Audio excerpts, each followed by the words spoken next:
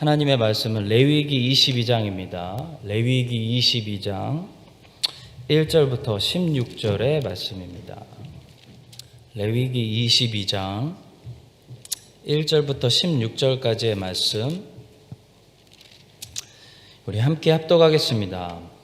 여호와께서 모세에게 말씀하여 이르시되 아론과 그의 아들들에게 말하여 그들로 이스라엘 자손이 내게 드리는 그 성물에 대하여 스스로 구별하여 내 성호를 욕되게 함이 없게 하라. 나는 여호와이니라. 그들에게 이르라. 누구든지 내 자손 중에 대대로 그의 몸이 부정하면서도 이스라엘 자손이 구별하여 여호와께 드리는 성물에 가까이 하는 자는 내 앞에서 끊어지리라. 나는 여호와이니라. 아론의 자손 중 나병 환자나 유출병자는 그가 정결하기 전에는 그 성물을 먹지 말 것이요 시체의 부정에 접촉된 자나 설정한 자나 무릇 사람을 부정하게 하는 벌레에 접촉된 모든 사람과 무슨 부정이든지 사람을 더럽힐 만한 것에게 접촉된 자 곧 이런 것에 접촉된 자는 저녁까지 부정하니 그의 몸을 물로 씻지 아니하면 그 성물을 먹지 못할지며 해질 때에야 정하리니 그 후에야 그 성물을 먹을 것이니라. 이는 자기의 음식이 됨이니라. 시체나 찢겨 죽은 짐승을 먹음으로 자기를 더럽히지 말라. 나는 여호와이니라. 그들은 내 명령을 지킬 것이니라. 그것을 속되게 하면 그로 말미암아 죄를 짓고 그 가운데서 죽을까 하노라. 나는 그들을 거룩하게 하는 여호와이니라.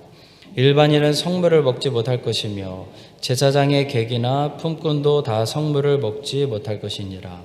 그러나 제사장이 그의 돈으로 어떤 사람을 샀으면 그는 그것을 먹을 것이며 그의 집에서 출생한 자도 그렇게 하여 그들이 제사장의 음식을 먹을 것이며 제사장의 딸이 일반인에게 출가하였으면 거제의 성물을 먹지 못하되 만일 그가 과부가 되든지 이혼을 당하든지 자식이 없이 그의 친정에 돌아와서 젊었을 때와 같으면 그는 그의 아버지 몫의 음식을 먹을 것이나 일반인은 먹지 못할 것이니라.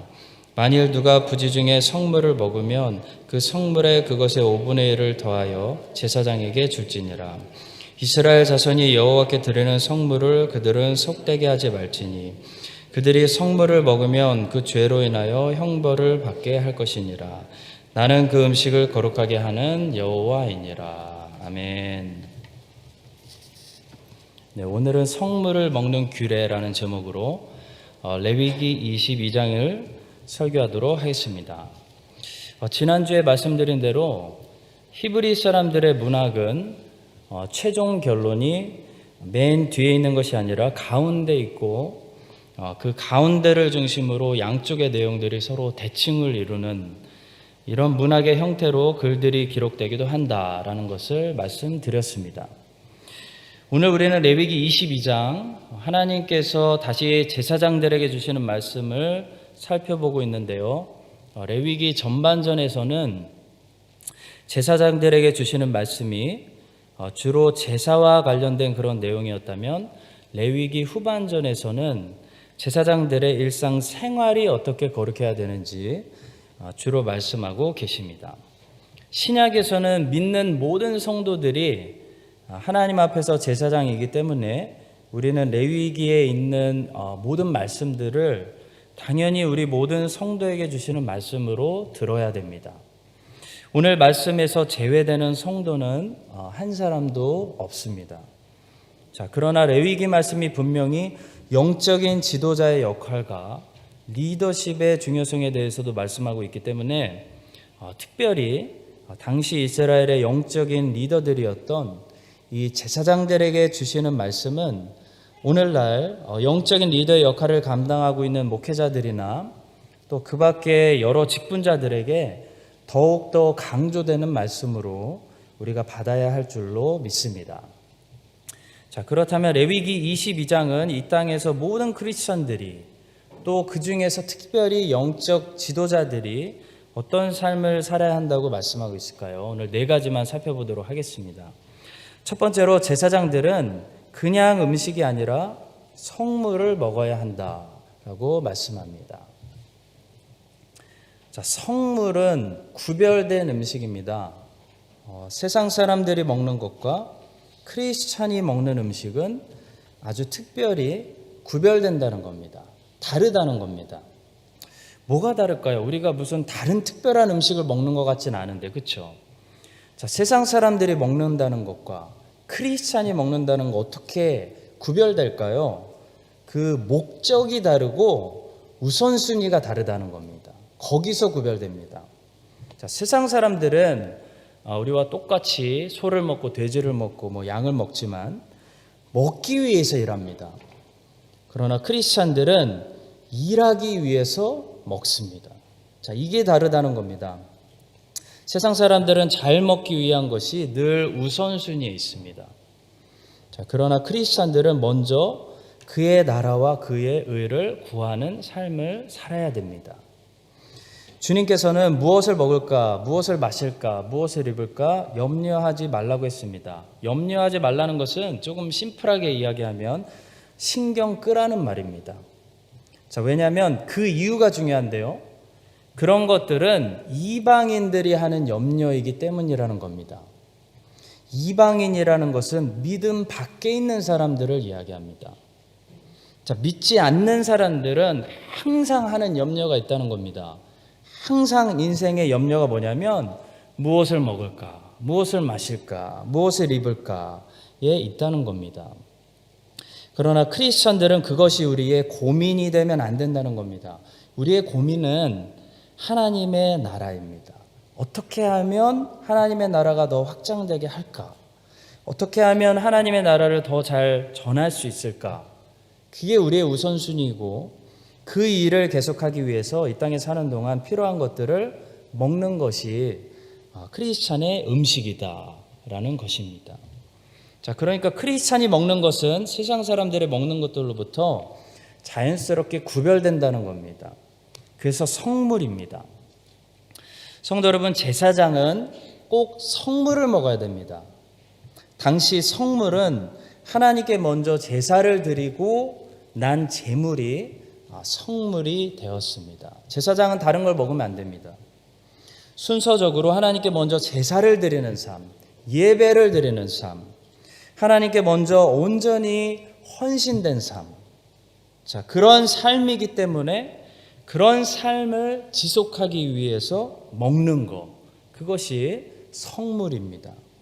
이것이 모든 제사장들, 오늘날 모든 크리스천들의 삶이 되어야 한다는 겁니다.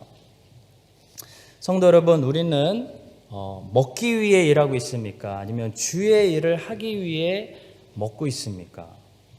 주의 일을 하기 위해 먹는 사람의 특징과 세상 사람들처럼 먹기 위해 일하는 사람의 특징이 있는데요.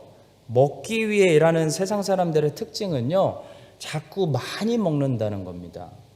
많이 먹고 잘 먹고 화려하게 먹는다는 특징을 가지고 있습니다. 자, 그런데 주의 일을 하기 위해 먹는 사람의 특징은요, 먹는 것이 심플하다는 겁니다. 자, 보십시오. 이스라엘 백성들은 광야에서 만나를 먹었습니다. 매일 메뉴가 바뀌고 다양한 음식을 먹지 않았습니다. 40년 동안 심플하게 만나를 먹었습니다. 왜냐하면 만나 먹는 것이 목적이 아니었기 때문입니다. 자, 또 세례 요한의 삶을 주목할 필요가 있는데요. 세례 요한의 삶에서 배울 것이 많습니다. 저는 세례 요한의 삶을 세 가지 단어로 정리해 본 적이 있습니다. 겸손, 경건, 그리고 검소입니다. 자, 세례 요한은 검소한 삶을 살았습니다. 그의 옷은 아주 심플했고요. 그가 먹는 음식도 굉장히 심플했습니다. 자, 이것은 그가 단순히 절약하는 삶을 살았다는 것을 말해주는 것이 아닙니다. 저는 항상 절약하는 것이 성경적이라고 생각하지는 않습니다.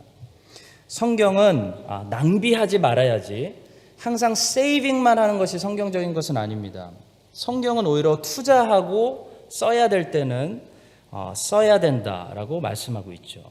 자, 세례 요한이 심플하게 옷을 입고 메뚜기와 꿀을 주식으로 먹었다는 것은 그가 돈이 아까워서 세이빙만 하는, 절약하는 사람이었다는 것을 말해주는 것이 아니라 그가 소명에 집중되는 삶을 살았다는 것을 말해주는 것입니다. 성도 여러분, 현대인들은 많은 곳을 여행 다니죠. 그러다가 이제 코로나가 터진 건데 많은 곳을 다니고 많은 일을 하면서 삽니다. 자, 그런데 이것을 반대로 뒤집어 얘기하면 현대인들은 집중하는 삶을 살지 못한다는 겁니다. 현대인들은요, 어디다 모든 열정과 시간과 삶을 쏟아부어야 하는지를 모르기 때문에 많은 일을 벌리고 많은 일에 관심을 가지는 겁니다. 자, 그러나 세례 요한은요, 자기가 어느 곳에 자기의 모든 인생을 쏟아부어야 할지 정확히 알고 있었습니다. 그는 소명을 알았다는 겁니다. 그는 집중된 삶을 살았습니다.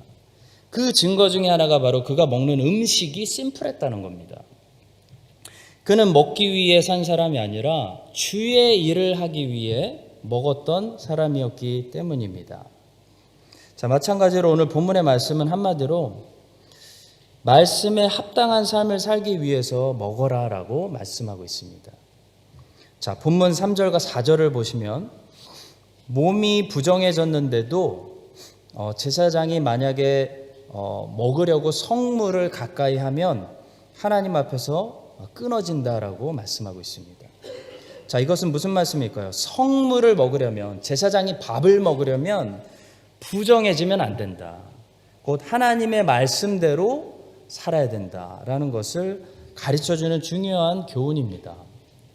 한번 3절과 4절을 다시 읽어보겠습니다. 그들에게 이르라.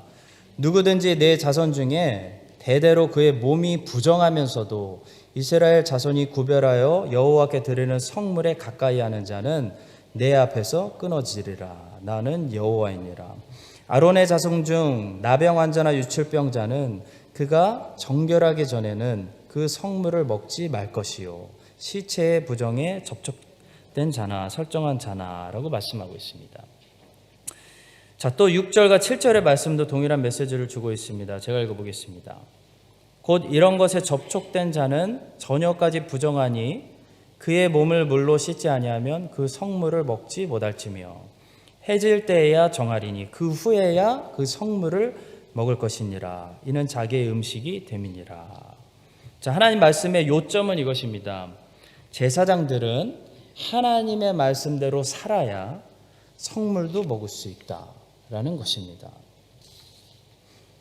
레위기 21장으로 다시 넘어가시면, 그 앞장으로 넘어가시면 제사장 집에서 혹시 날 때부터 선천적으로 장애를 가지고 태어난 사람들이 나면은 그들은 하나님 앞에서 제사장 직분을 감당하지 못하게 했습니다.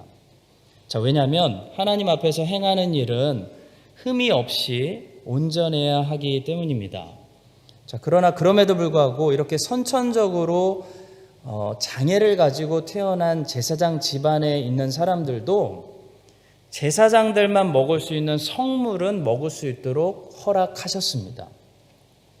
왜냐하면 그들도 먹고 살아야 되니까요. 하나님의 배려하심을 알 수가 있습니다. 그러니까 성전 일은 못하게 하셨지만, 제사장은 위임받지 못하게 하셨지만, 제사장 집안에서 태어났기 때문에 성물은 먹을 수 있게 하셨다는 겁니다. 자, 그러나 우리가 방금 읽었던 것처럼 선천적인 장애가 아닌데도 불구하고 자기가 불순종해서 하나님 말씀을 어겨서 부정하게 된 사람들은 다시 정하게 될 때까지 하나님이 제사장들에게 주시는 성물을 먹지 못하도록 하셨다는 겁니다. 굶으라고 하셨다는 겁니다. 자, 따라서 이 규례가 구약의 제사장들에게 주시는 메시지는 아주 명확하죠. 먹으려면 주의 말씀대로 순종해라 라는 것입니다. 마찬가지로 성도 여러분, 신약의 제사장들인 우리들에게도 주시는 교훈은 동일합니다. 주의 일을 해야 성물을 먹을 수 있다는 겁니다. 먼저 그의 나라와 그의 의를 구해야 그것을, 모든 것을 더하시겠다는 겁니다. 주의 말씀대로 살면서 성물을 먹어야 한다라는 것입니다. 오늘날 신약의 제사장들인데도 불구하고 주의 일을 돌보지 않고, 먼저 하나님 나라를 생각하지 않고, 주의 말씀에 순종하지 않고 세상 사람들처럼 먹기 위해, 사는 사람들이 얼마나 많은지 모르겠습니다. 자, 그것은 성물을 먹지 않는 그런 삶은 거룩한 삶이 아니라는 겁니다. 이것이 오늘 레위기의 결론입니다. 그것은 제사장이 성물을 먹는 것이 아닙니다. 여러분과 저는 신약의 제사장이기 때문에 세상 사람들이 먹는 것과 구별된 성물을 먹고 살아야 됩니다. 성물을 먹으려면 먼저 하나님의 말씀대로 살아야 됩니다. 또한 하나님의 나라와 하나님의 의를 구하는 삶을 사는 사람은 먹는 것이 복잡할 수가 없습니다. 먹기 위해 살지 않기 때문에 그냥 되는 대로 먹고 주어지는 대로 감사히 먹습니다. 그리고 또 주의 일을 하려고 합니다. 자, 이것이 크리스찬들의 삶, 제사장들의 거룩한 삶이라고 말씀합니다. 성도 여러분, 오늘날 우리가 살아가는, 우리가 접하고 보고 느끼고 우리를 둘러싸고 있는 세상은 그런 세상이 아니죠.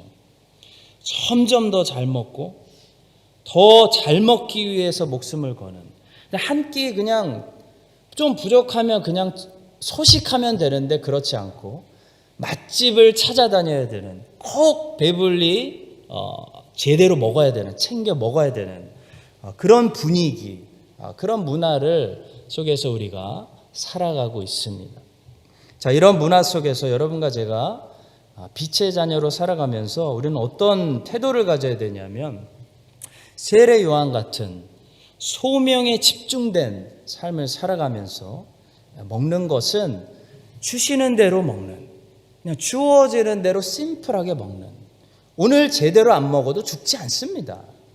먹기 위해 일하는 것이 아니라, 먹기 위해 사는 것이 아니라 주의 일을 하기 위해서 성물을 먹는 그런 여러분과 저의 거룩한 삶이 되시기를 주의 이름으로 축복합니다.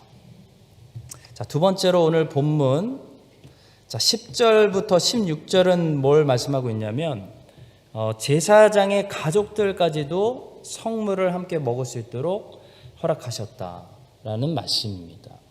제사장뿐만 아니라 제사장의 모든 가족들도 이 성물을 먹어야 됩니다. 자, 제사장 집에 누가 잠깐 방문했다고 해서 그 여행객이 제사장이 먹는 성물을 함께 먹을 수 있는 것은 허락되지 않았습니다. 그 10절 말씀입니다. 일반인은 성물을 먹지 못할 것이며 제사장의 객이나 품꾼도 다 성물을 먹지 못할 것이니라. 일반인들이 성물을 혹시 실수로 먹었으면 그들은 반드시 그것을 제사장에게 보상하라고 말씀하셨습니다. 그것이 14절입니다. 만일 누가 부지 중에 성물을 먹으면 그 성물에 그것의 5분의 1을 더하여 제사장에게 줄지니라. 자, 그런데 좀 특이한 사람이 등장합니다. 11절에 보시면 제사장이 어떤 사람을 종으로 삼았을 경우에 그 종과 종의 가족들이 있을 수도 있지 않겠습니까? 종과 종의 가족들은 제사장이 아닌데도 불구하고 제사장의 가족의 일원으로 인정이 돼서 제사장만이 먹을 수 있는 이 성물을 먹도록 하나님께서 허락하셨습니다. 자, 그것이 11절의 말씀입니다. 그러나 제사장이 그의 돈으로 어떤 사람을 샀으면 그는 그것을 먹을 것이며 그의 집에서 출생한 자도 그렇게 하여 그들이 제사장의 음식을 먹을 것이며 말씀합니다. 자, 하나님께서는 왜 제사장의 집에 놀러온 사람들은 성물을 먹지 못하도록 하시고 제사장의 집에 있는 종들에게는 성물을 먹도록 하셨을까요? 간단합니다. 두 가지 이유가 있다고 생각합니다. 하나는 하나님의 배려입니다. 제사장의 집에 놀러온 친구는 자기 스스로 자기 집에서 먹을 거리를 얻을 수 있는 사람이죠. 그 사람은 굳이 제사장에게 와서 먹을 것을 달라고 하지 않아도 되는 사람이기 때문입니다. 자, 그러나 제사장의 가족들과 제사장의 집에 종으로 팔려온 이 사람들은 제사장의 성물을 같이 나누어 먹지 않으면 먹을 거리가 없는 사람들입니다. 자, 따라서 하나님은 이스라엘의 모든 사람들이 먹을 거리를 얻을 수 있도록 길을 열어놓으신 것입니다. 자, 예를 들어 상세한 또 기록이 하나님 배려하심이 나와 있는데 12절과 13절을 보시면 제사장의 딸이 있습니다. 이 딸이 언제 성물을 먹을 수 있고 언제 성물을 먹을 수 없는지 구별해 주신 말씀이 12절과 13절입니다. 보시면 제사장의 딸이 아버지 제사장 밑에 있을 때는, 그러니까 시집가기 전에는 당연히 제사장의 가족이기 때문에 성물을 먹을 수 있었습니다. 그런데 제사장의 딸이 제사장의 집안이 아닌 사람과 결혼해서 출가하게 되면, 시집가게 되면 그때부터는 남편을 통해서 먹을 것을 얻을 수가 있었기 때문에 아무리 아빠가 제사장이어도 성물을 먹지 못하게 하셨습니다. 자, 그런데 그 딸이 시집간 후에 남편이 죽었습니다. 그래서 일찍 과부가 되든지 이혼을 당해서 자기를 부양할 자식도 없이 다시 아버지 제사장 집으로 돌아오게 되면, 자, 그때는 다시 받아들여서 제사장의 딸로 간주해서 성물을 먹을 수 있도록 허락하셨습니다. 하나님이 아주 세심한, 먹을 거리를 어디서든지 얻을 수 있도록 세심하게 배려하신 말씀입니다. 그것이 12절과 13절인데요. 제가 한번 읽어보겠습니다. 제사장의 딸이 일반인에게 출가하였으면 거제의 성물을 먹지 못하되 만일 그가 과부가 되든지 이혼을 당하든지 자식이 없이 그의 친정에 돌아와서 젊을 때와 같으면 그는 그의 아버지 몫의 음식을 먹을 것이나 일반인은 먹지 못할 것이니라. 자, 한마디로 못 먹는 사람이 생기지 않도록 길을 열어놓으신, 여러 가지 길을 열어놓으신 하나님 아버지의 사랑과 배려하심을 우리가 율법 속에서 느낄 수 있는 것입니다. 자, 그러나 또 하나는 여기 중요한 교훈이 있습니다. 성물을 먹기에 자격이 있는 사람은 누구라는 겁니까? 반드시 주의 일을 같이 감당하는 사람이다 라는 말씀입니다. 첫 번째 메시지와 같은 거죠. 제사장의 집에 잠깐 방문한 사람은 제사장의 일을 돕는 사람은 아닙니다. 그러나 제사장에게 고용된 제사장의 종들이나 제사장의 가족들은 어쨌든 제사장을 도와서 주의 일을 함께 거두는 사람들입니다. 자, 이런 사람들은 성물을 먹을 자격이 있다는 겁니다. 여러분, 목회자의 아내와 목회자의 자녀들은 목회자를 돕는 사람이 아니라 함께 주의 일을 하는 사람들입니다. 그걸 아셔야 됩니다. 하나님께서 목회자를 부르실 때 목회자만 부르시는 것이 아닙니다. 그 목회자가 만약 결혼했다면 주님은요, 그 가정을 부르시는 겁니다.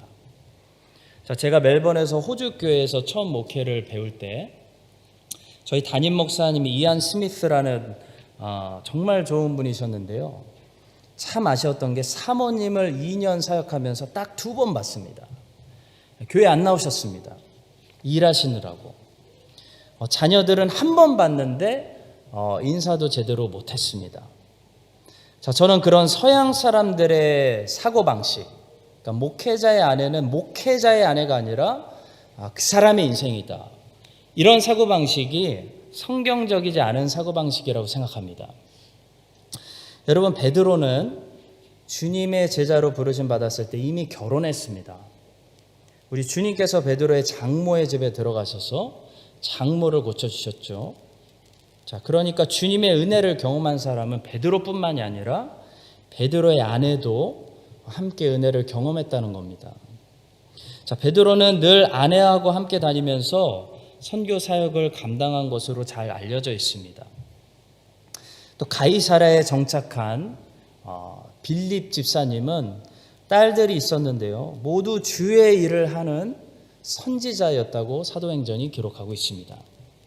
자, 성도 여러분, 남자가 여자랑 결혼하면 성경은 그 남자와 여자를 한 몸으로 본다고 했습니다.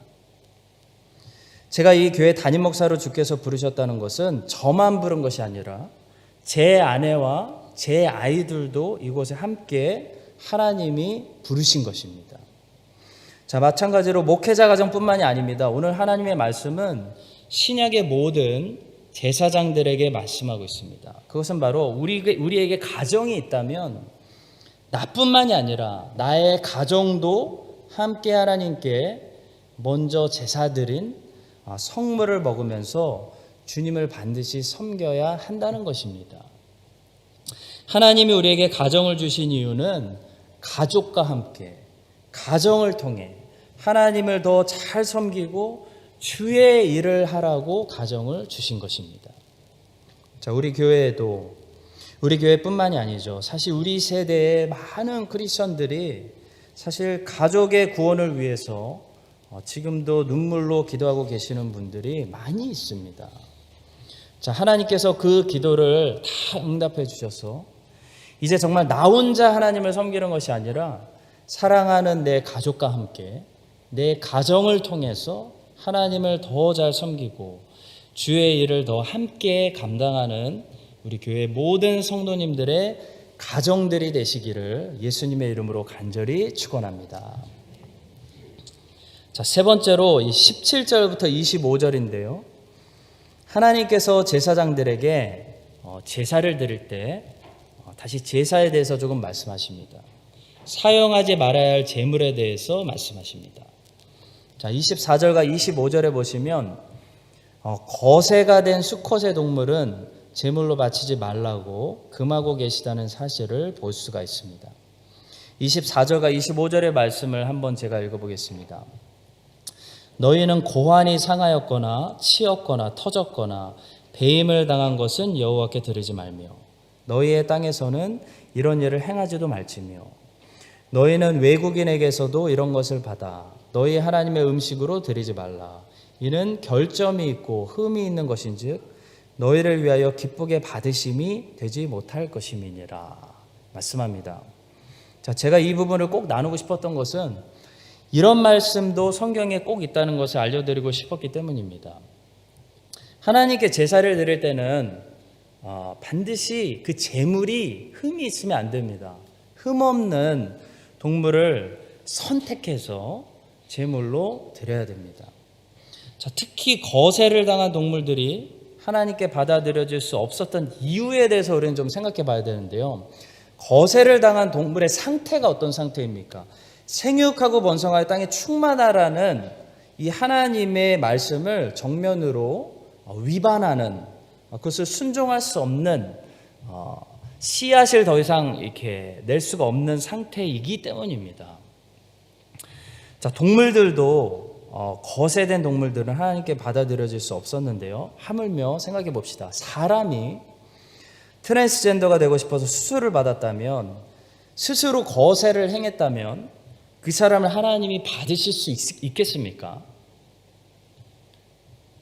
사도 바울은요, 분명히 우리의 몸을 거룩한 산 제물로 제단 위에 올려놓으라고 말했습니다. 그것이 영적 예배라는 겁니다. 우리의 몸을 거룩한 산 제물로 내놓으라는 말씀은 우리의 몸에 흠이 있으면 안 된다는 것을 말합니다. 물론 완벽한 죄 없는 몸을 가진 사람은 없습니다. 그러나 주의 뜻과 주의 계시된 말씀이 분명히 있는데도 불구하고 몸을 해하고 몸을 상하게 하고 몸에 막 문신을 하고 몸을 상하게 하고 심지어 트랜스젠더가 되고 싶어서 스스로 거세를 행하는 그런 몸을 하나님이 거룩한 산제물로 인정해 주시겠습니까? 여러분 같으면 그런 제물을 거룩한 제물로 받으시겠습니까? 자, 성도 여러분, 레위기의 주제는 거룩입니다.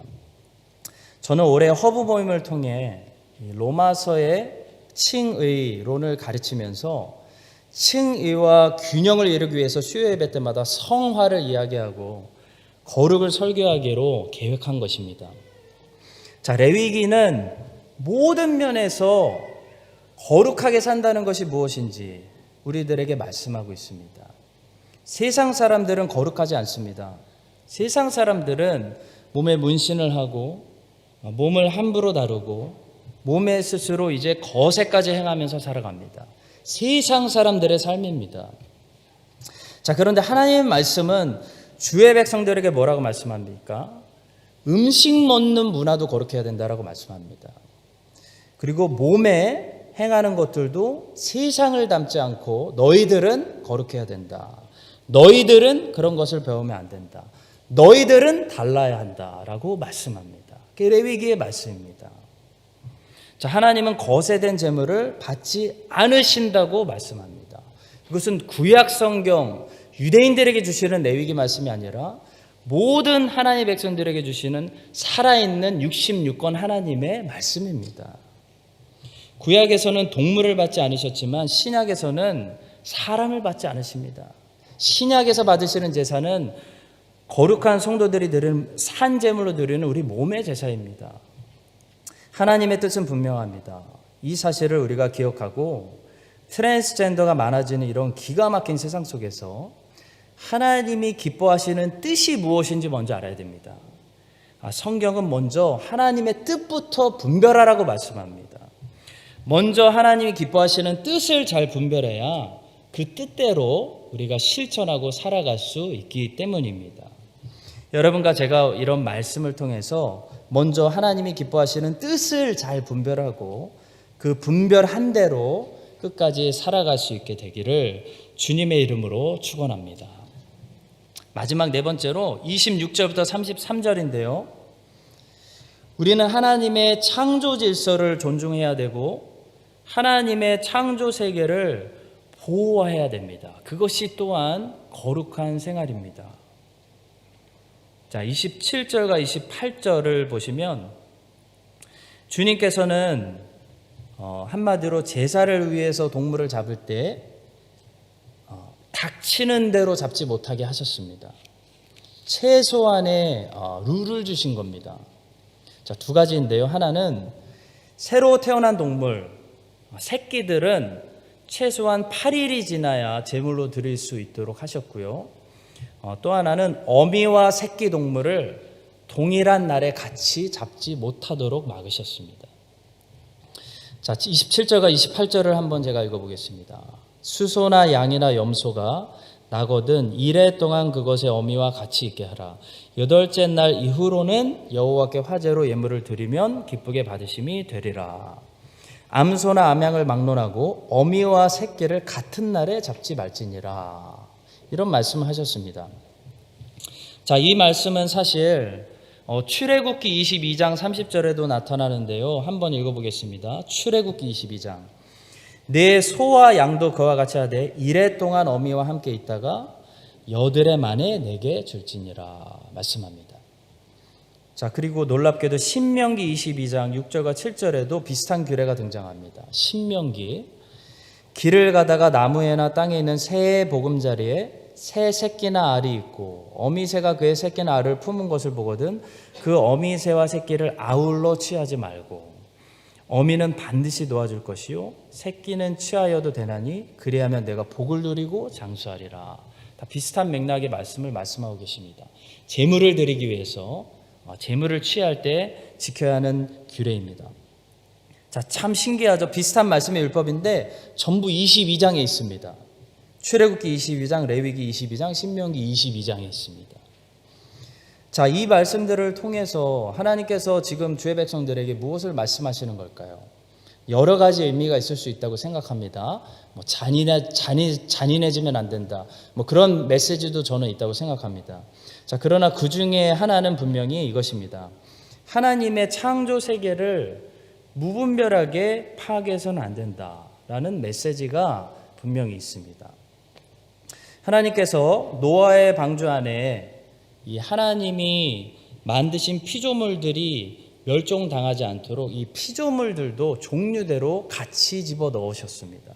노아의 가족들만 집어넣으신 것이 아닙니다. 그리고 하나님께서 노아에게 그것을 잘 관리하라고 말씀하셨습니다. 그것처럼 우리는 크리스찬으로서 하나님이 주신 이 땅과 이 땅의 피조물들을 파괴하지 말고 멸종시키지 말고 잘 관리해야 될 책임이 우리에게 있습니다. 자, 우리는 내추럴리스트, 자연주의자들이 되면 안 되겠습니다. 자연주의자들은 인간보다 자연을 더 생각합니다.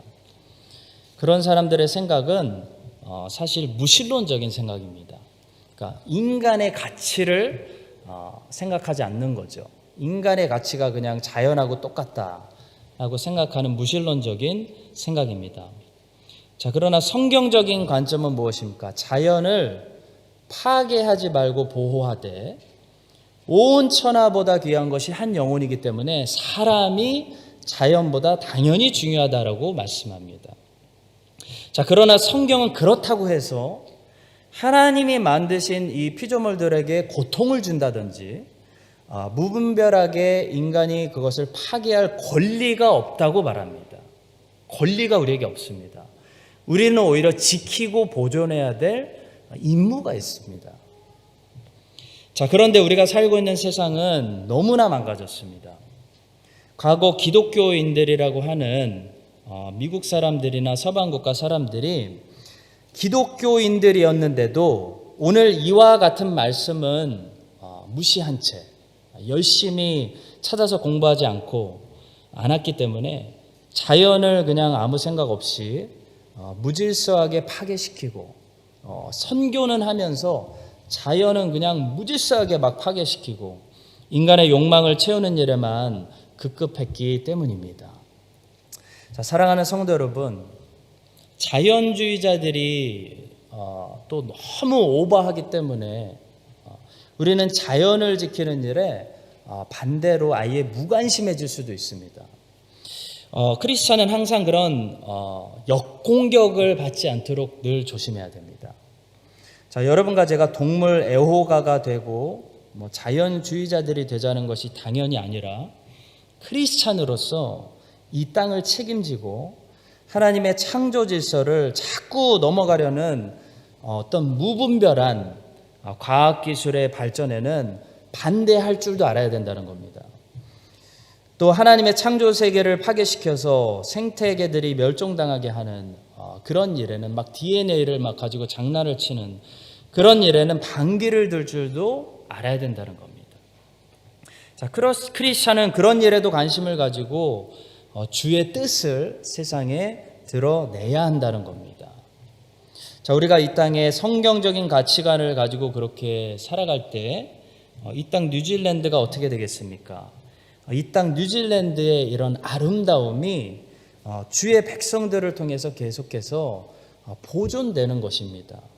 파괴되는 것이 아니라 보존될 수 있는 그런 거룩한 백성, 노아처럼 하나님이 노아에게 맡기신 것들을 잘 돌볼 수 있는 그런 거룩한 사람들이 될 수 있기를 예수님의 이름으로 간절히 축원드립니다.